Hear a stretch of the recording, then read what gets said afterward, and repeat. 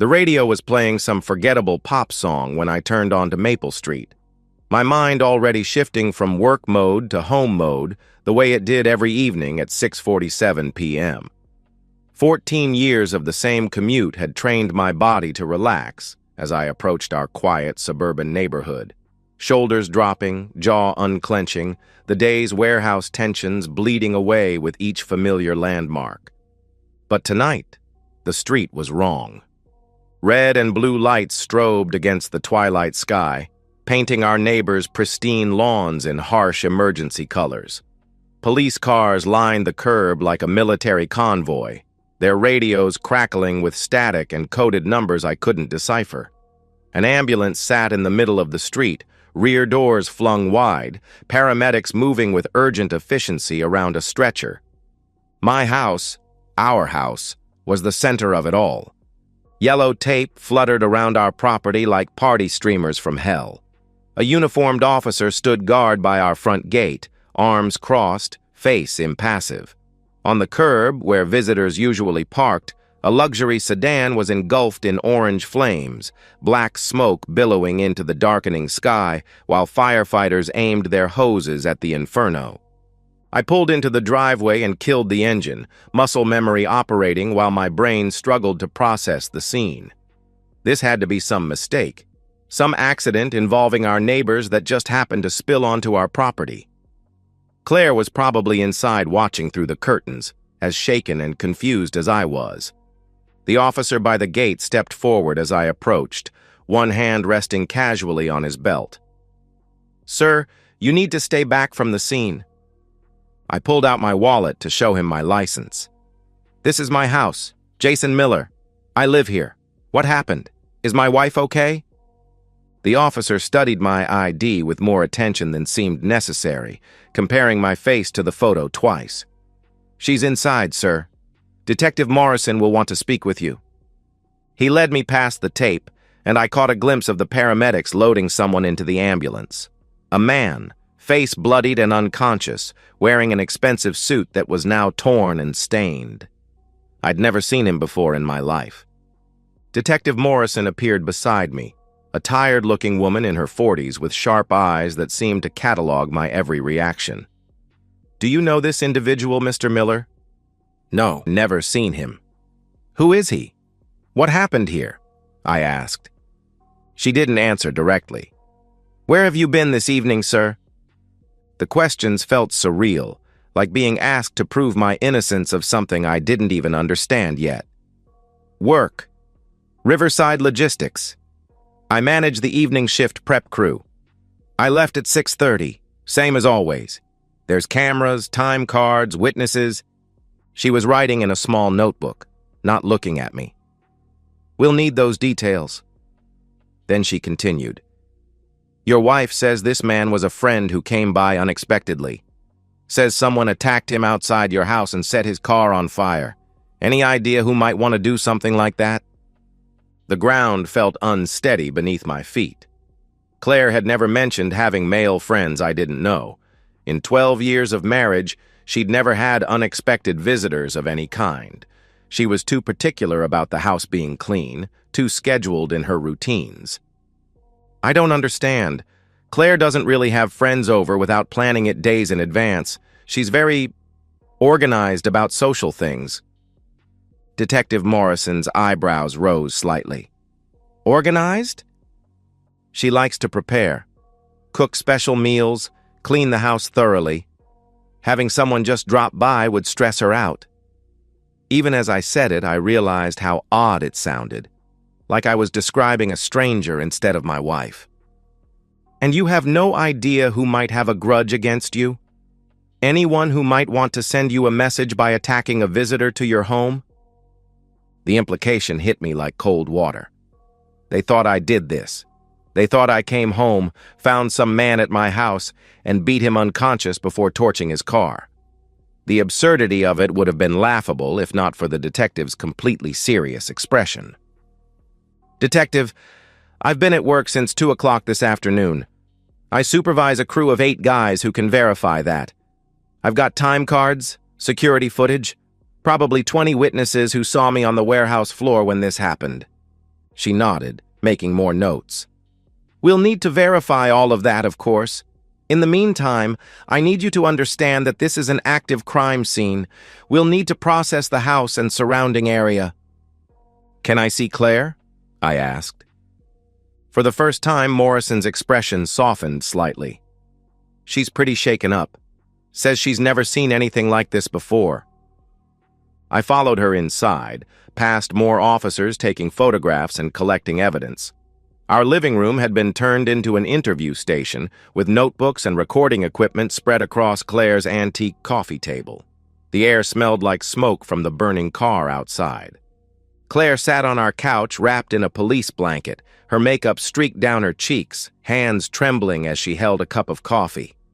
When she saw me, fresh tears started flowing.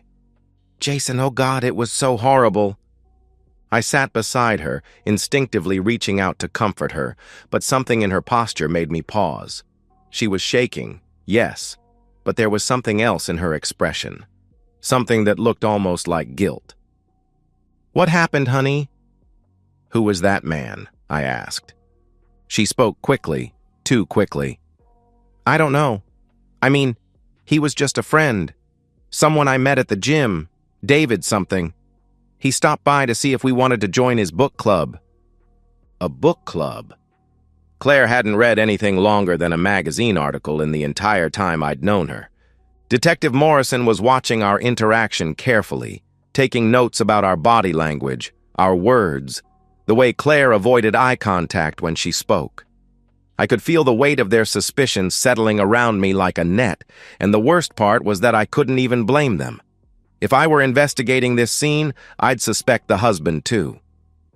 The fire department has the car fire under control, Morrison said. We'll need to keep the scene cordoned off overnight while our forensics team processes everything. Mr. Miller, you're free to enter your home, but please understand that you remain a person of interest in this investigation. A person of interest.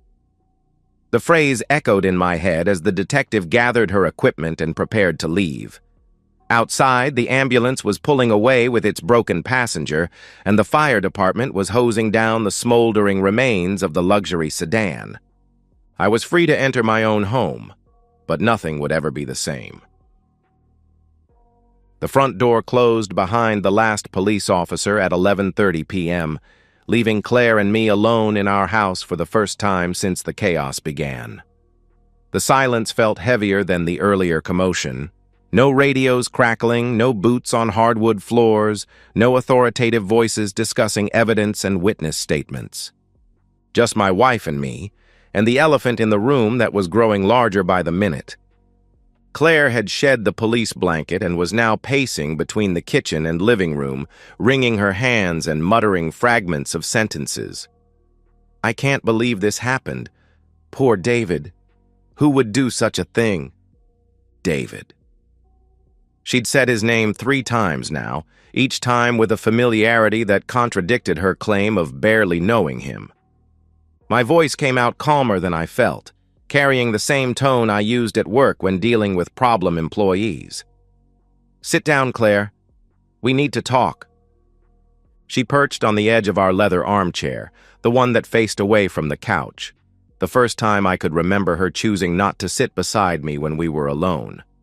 Her mascara had been repaired sometime during the police interviews, but her lipstick was completely gone, and I found myself wondering when exactly she'd lost it. Tell me about David, I asked. I already told you, and the police. He's just someone from the gym who... What's his last name? I asked. The question hung in the air. Claire's mouth opened and closed like a fish, her eyes darting toward the window where the burnt car's skeleton was still visible in the streetlight. Davidson.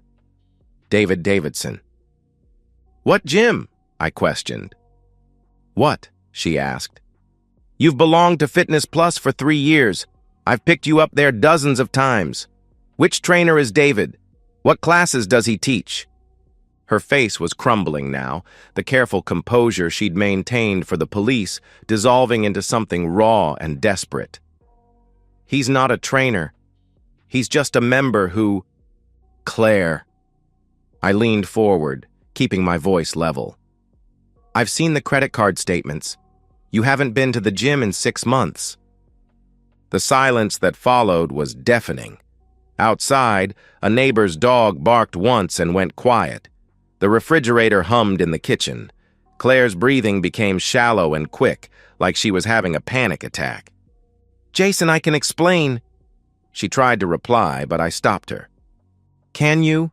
Because I've been trying to understand this evening and nothing makes sense.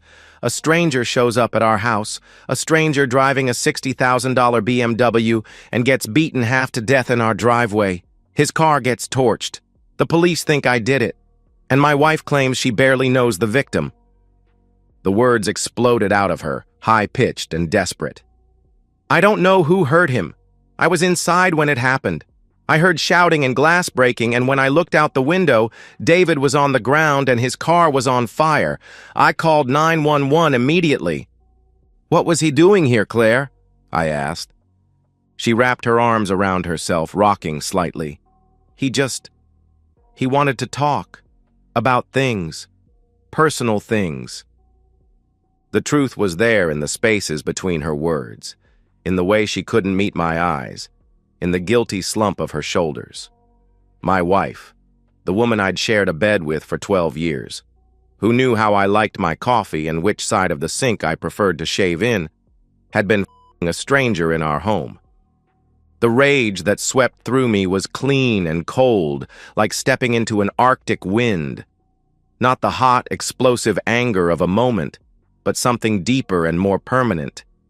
A fundamental shift in how I saw Claire, our marriage, the last decade of my life. "How long?" I asked. "Jason, please," she protested. "How long have you been sleeping with him?" I pressed. Her face crumpled completely then, tears flowing freely as the last of her lies fell away. 6 months. But it didn't mean anything. It was just, I was lonely, and you work so much, and he made me feel... "Get out!" I shouted. I stood up, my movements deliberate and controlled. "Get out of my sight. Go pack whatever you need for tonight. You're sleeping in the guest room."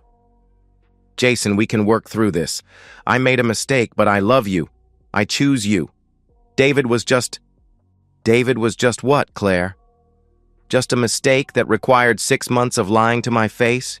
Just a mistake that brought police to our door and made me a suspect in a violent crime?" She reached for me, her hands grasping at my sleeve. "Please, baby. I'm sorry. I'm so sorry. I'll never see him again. I'll do anything to make this right." I looked down at her hands on my arm, the same hands that had touched another man in our home, the same hands that had removed her wedding ring at some point this evening and hastily put it back on before the police arrived. The evidence was there in the slight indentation on her finger, the tan line that didn't quite match. "I'm calling Patricia in the morning," I said, referring to the lawyer who drafted our prenuptial agreement 12 years ago. "I'm enforcing every clause of our prenup. You signed it, Claire. You agreed that infidelity would result in forfeiture of spousal support, division of assets, everything." The color drained from her face. "You can't be serious." "I've never been more serious about anything in my life." She stood there for a long moment, swaying slightly, looking like she might collapse. Then, without another word, she walked upstairs. I heard her moving around in our bedroom, opening drawers and closets, the sound of clothes being stuffed into a suitcase. I remained in the living room, staring out at the charred remains of her lover's car. The police had covered it with a tarp, but the shape was unmistakable, a monument to the destruction of my marriage. 20 minutes later, Claire came back downstairs carrying an overnight bag and a pillow. She paused at the guest room door, looking back at me with red, swollen eyes.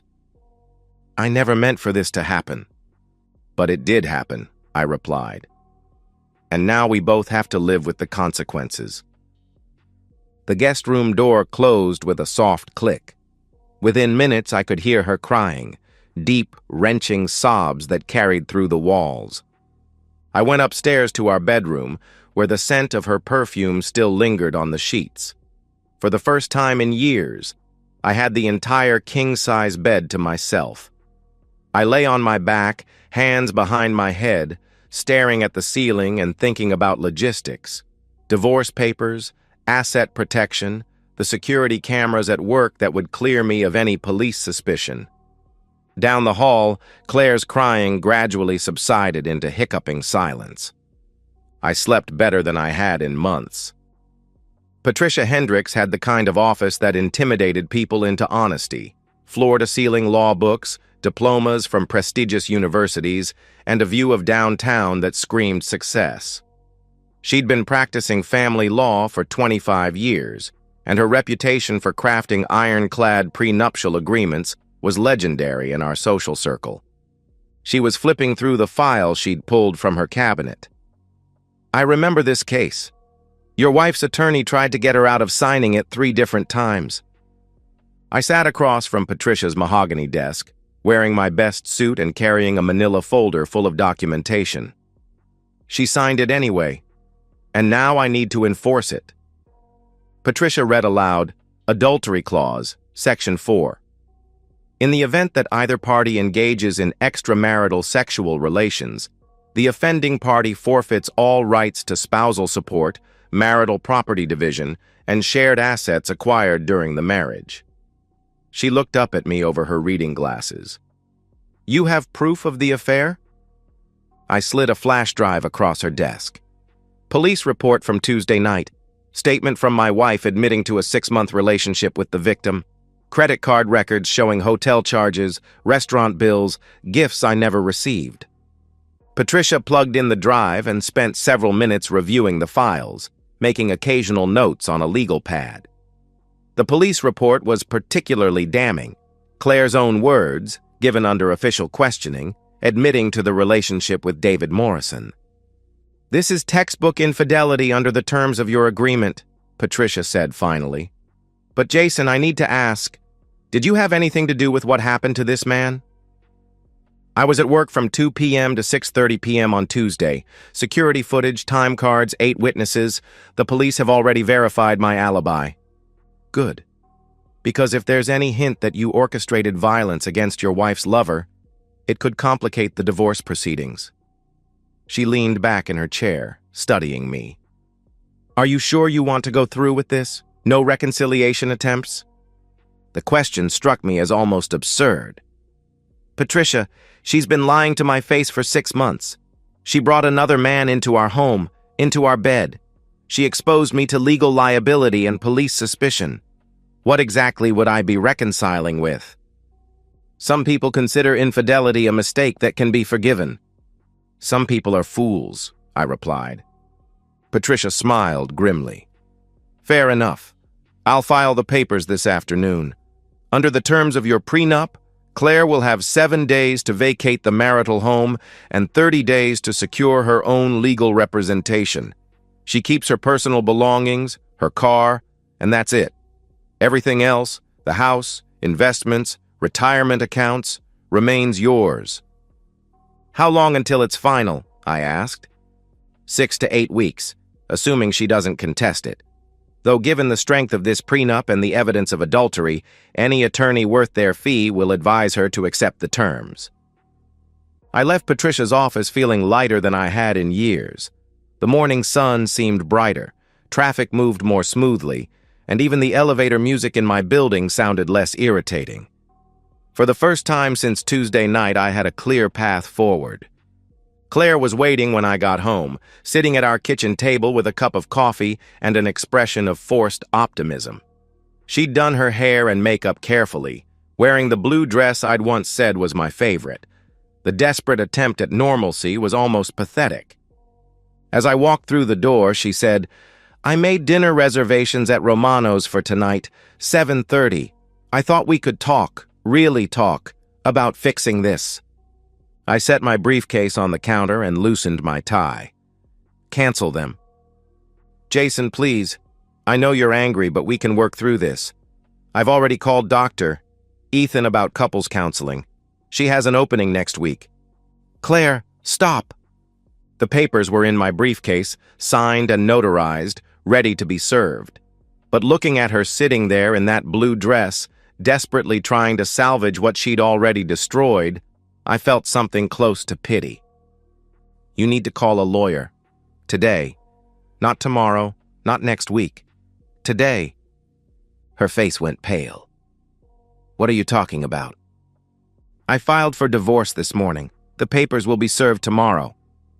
The coffee cup slipped from her hands, shattering on the kitchen floor. Hot liquid splashed across the tile, and she stared down at the mess like she couldn't understand how it had happened. You can't be serious.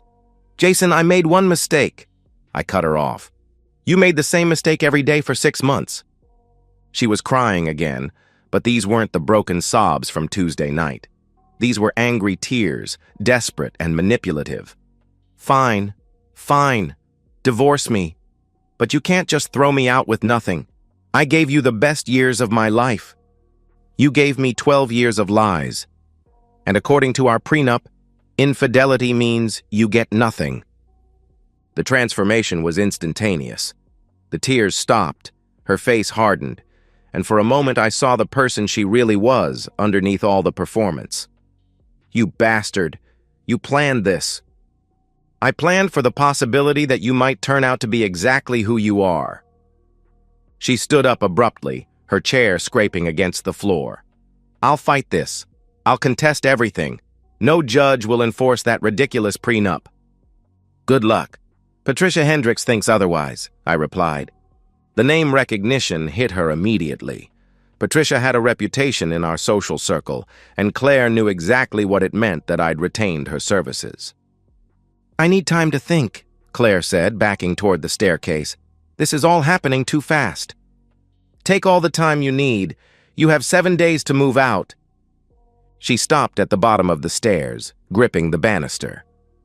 What about the police investigation? What if they arrest you? They won't. My alibi is solid. But what if... I cut her off. Claire, I didn't hurt your boyfriend, but I'm not going to let his problems become my problems any longer than they already have. She went upstairs without another word.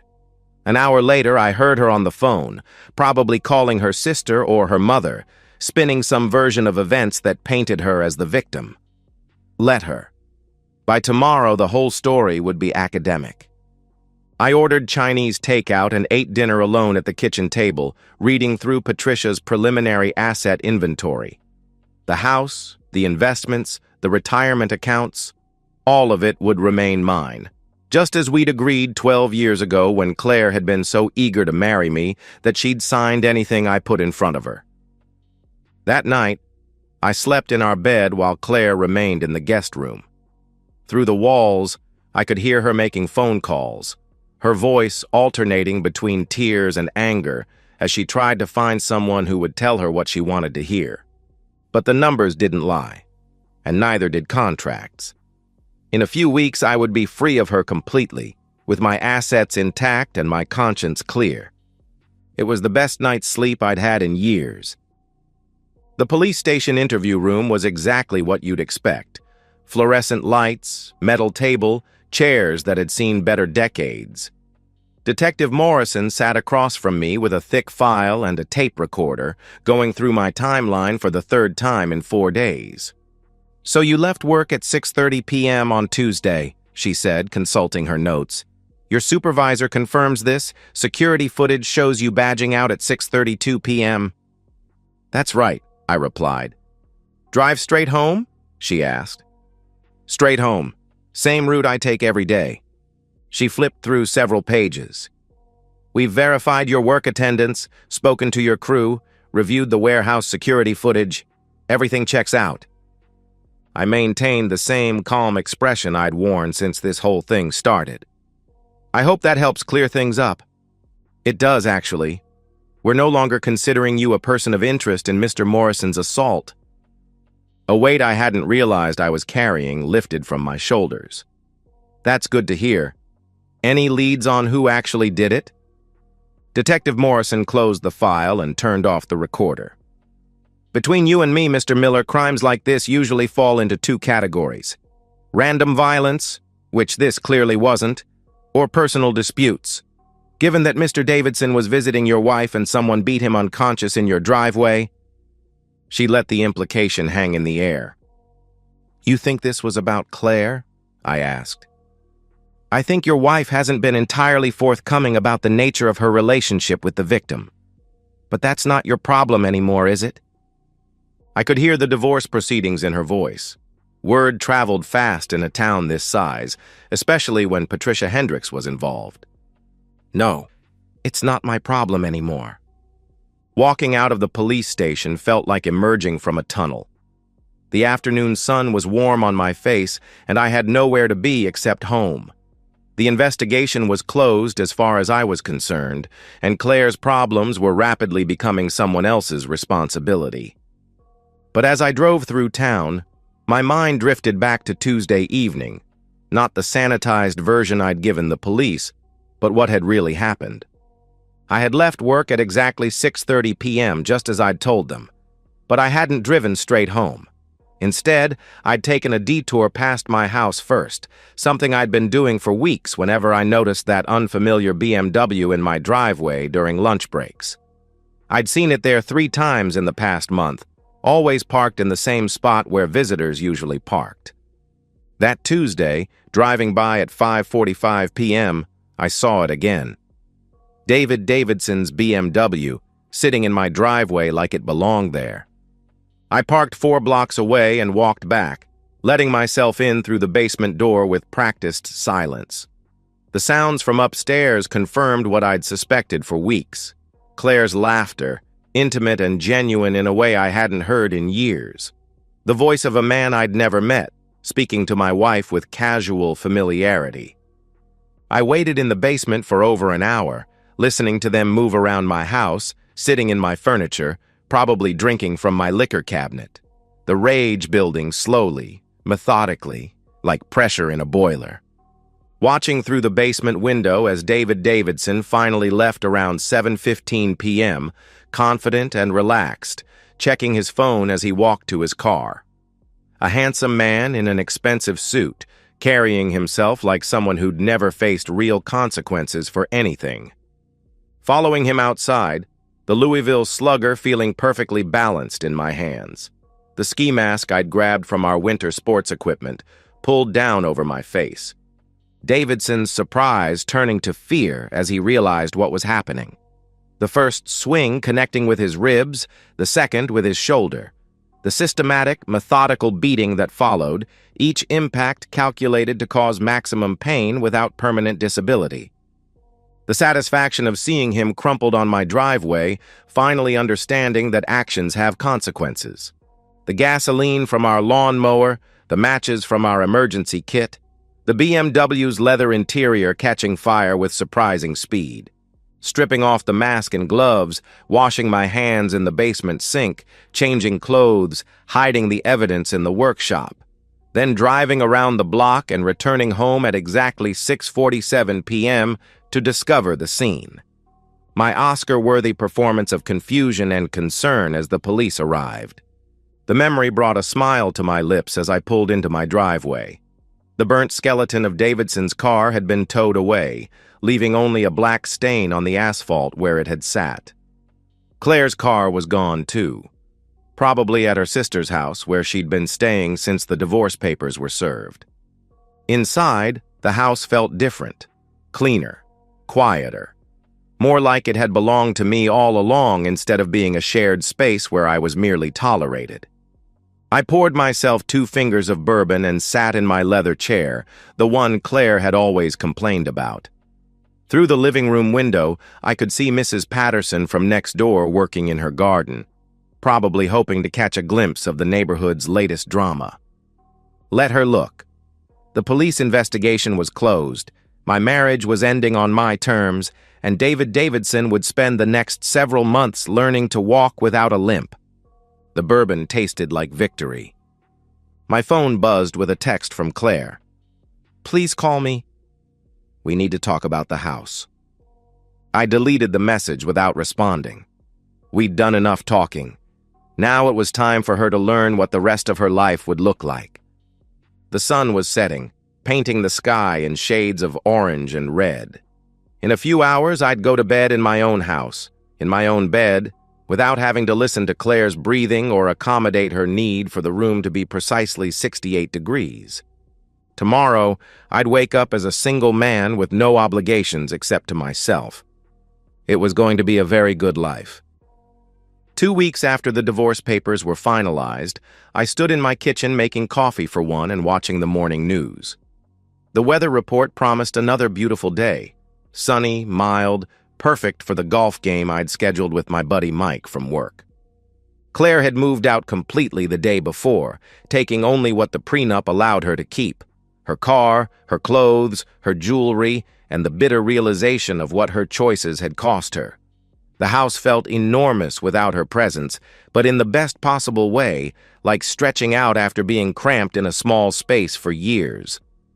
The local news segment mentioned David Davidson's recovery. He'd been released from the hospital with a walking cast and several pins in his ribs, facing months of physical therapy. The police had officially closed the case, citing lack of evidence and suspects. The reporter mentioned that it was likely a random act of violence, possibly a robbery gone wrong. I smiled into my coffee mug. Mike picked me up at 9, and we spent the morning at Riverside Country Club, where I'd maintained my membership throughout the marriage despite Claire's complaints about the expense. She'd always seen it as frivolous, but now I understood it had been an investment in my post-divorce social life. As we walked to the 10th tee, Mike said, "You seem different. Lighter, I guess. 12 years of dead weight will do that to a man." "Any regrets?" he asked. I considered the question as I lined up my shot. "About the divorce? None. About waiting this long to do it? Plenty." The ball sailed straight and true, landing exactly where I'd aimed. Everything in my life felt that precise now, controlled, intentional, mine. We had lunch at the clubhouse, where several acquaintances stopped by our table to offer condolences about my marriage and congratulations about my freedom. Word had gotten around about Claire's affair and the terms of our divorce. In our social circle, adultery was still considered a serious breach of trust, and the consensus seemed to be that I'd handled the situation with appropriate dignity. Over his sandwich, Mike said, "I heard she's staying with her parents." "Temporarily. The prenup gave her 60 days to find permanent housing." "That's rough," he replied. "That's consequences," I replied. Mike nodded approvingly. He'd been through his own messy divorce 5 years earlier, but without the protection of a prenup. His ex-wife had taken half of everything and still collected alimony. "You always were the smart one," he said. That afternoon, I came home to a house that was entirely my own. No compromises on furniture placement, no arguments about the thermostat, no need to accommodate anyone else's schedule or preferences. I could eat what I wanted, watch what I wanted, go to bed when I wanted. The freedom was intoxicating. I'd heard through mutual friends that Claire was struggling. Living with her parents at 34, facing the reality of rebuilding her life from scratch with no financial cushion and a reputation damaged by her affair. Some of our former friends had expressed sympathy for her situation, but most had sided with me once the full story came out. David Davidson, according to the same gossip network, had ended their relationship immediately after getting out of the hospital. Apparently, the reality of being beaten nearly to death had cooled his enthusiasm for sleeping with married women. I felt no guilt about any of it. Claire had made her choices, and Davidson had made his. I'd simply ensured that those choices carried appropriate consequences. That evening, I made myself a perfect dinner. Steak cooked exactly how I liked it. Wine from the bottle Claire had always said was too expensive for weeknight drinking. Dessert I didn't have to share.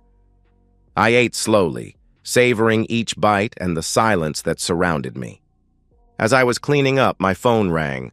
Claire's number appeared on the screen, but I let it go to voicemail. Whatever she wanted to say, I wasn't interested in hearing it. Our business was concluded. The voicemail was 3 minutes of tears and pleading, asking for another chance, promising she'd learned her lesson, begging me to reconsider the divorce terms. I deleted it without listening to the whole thing. At 10 o'clock, I went upstairs to my bedroom, not our bedroom, just mine now, and got ready for sleep. The king-size bed stretched out before me like an ocean of possibility. I could sleep diagonally if I wanted to, or spread out like a starfish, or pile all the pillows on one side. Instead, I lay on my back in the center of the bed, hands behind my head, and stared at the ceiling. The house was perfectly quiet, except for the subtle sounds of settling wood and the distant hum of the refrigerator downstairs. No crying from the guest room. No passive-aggressive sighs about something I'd supposedly done wrong. No pretending to be asleep when Claire wanted to discuss her feelings about our relationship. Just peace. I thought about Davidson, probably lying in his own bed with his injuries throbbing, wondering who had beaten him and why. I thought about Claire, crying into her childhood pillow while her parents whispered about what a disappointment she'd become. I thought about the life I was going to build from here. Travel, hobbies, maybe eventually dating someone who understood loyalty and commitment. The future stretched ahead of me like an open road. Outside, the neighborhood was settling into its nightly rhythm. Dogs being walked, porch lights turning on, families going through their bedtime routines. Normal people living normal lives, most of them never having to deal with the kind of betrayal I'd endured. But I'd handled it perfectly, methodically, with the same attention to detail I brought to everything else in my life. The police investigation was closed. The divorce was final.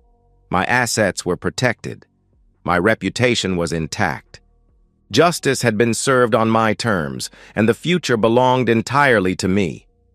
I closed my eyes and drifted into the deep, dreamless sleep of a man with a clear conscience and no regrets whatsoever. And so, we've reached the end of today's story. Was it what you expected, or did it take a twist you didn't see coming? I'm curious to hear your thoughts. Share them in the comments below, and let's get a conversation going. If this story kept you hooked, make sure to hit that like button. And if you're new here or just haven't subscribed yet, now's the perfect time to join our community. I bring you fresh, captivating stories every day, so click that subscribe button and turn on notifications so you never miss out. Thanks for watching, and I'll see you in the next one.